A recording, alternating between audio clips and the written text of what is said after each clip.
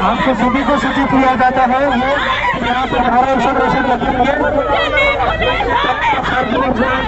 धरना प्रदर्शन नहीं कर सकते।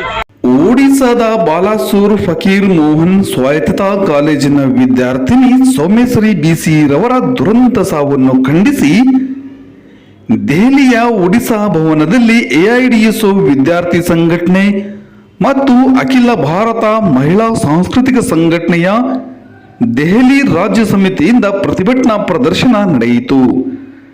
ಜೀವನ ಮರಣದ ಹೋರಾಟದ ನಂತರ ಅವರು ಸುಟ್ಟ ಗಾಯಗಳಿಂದ ಸಾವನ್ನಪ್ಪಿದ್ದು, ಲೈಂಗಿಕ ಕಿರುಕುಳ ಮತ್ತು ಬೆದರಿಕೆ ಹಾಕುತ್ತಿದ್ದ ಪ್ರಾಧ್ಯಾಪಕರ ವಿರುದ್ಧ ಕ್ರಮ ಕೈಗೊಳ್ಳಬೇಕೆಂದು ಅವರು ಒತ್ತಾಯಿಸುತ್ತಿದ್ದರು.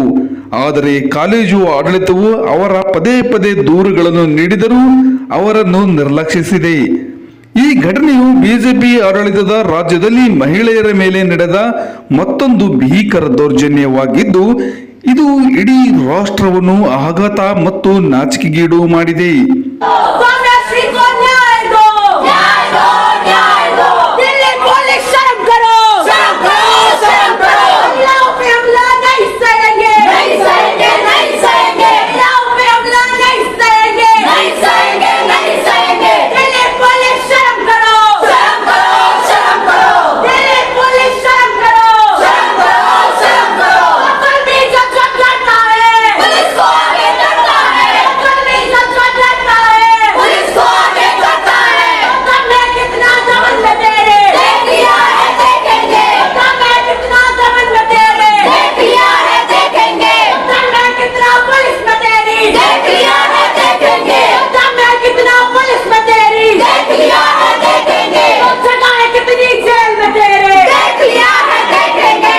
ಒಡಿಶಾ ಭವನದ ಬಳಿ ಜಮಾಯಿಸಿದ ದೆಹಲಿಯಾದ್ಯಂತ ವಿದ್ಯಾರ್ಥಿಗಳು, ಯುವಕರು ಮತ್ತು ಮಹಿಳೆಯರನ್ನು ಪ್ರತಿಭಟನಾಕಾರರನ್ನು ಬಲವಂತವಾಗಿ ಬಂಧಿಸಿ ನವದೆಹಲಿಯ ಪಿಎಸ್ ಮಂದಿರ ಮಾರ್ಗಕ್ಕೆ ಕರೆದೊಯ್ಯಲಾಯಿತು.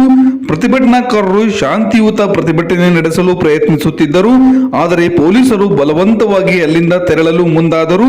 ಮಹಿಳೆಯರು ಸೇರಿದಂತೆ ಅನೇಕ ಪ್ರತಿಭಟನಾಕಾರರನ್ನು ಕ್ರೂರವಾಗಿ ಹಿಸುಕಿ ಬಸ್ಸಿನೊಳಗೆ ಎಳೆದೊಯ್ದರು. ಪೊಲೀಸರು ಫಲಕಗಳು ಮತ್ತು ಬ್ಯಾನರ್ಗಳನ್ನು ಹರಿದು ಹಾಕಿದರು.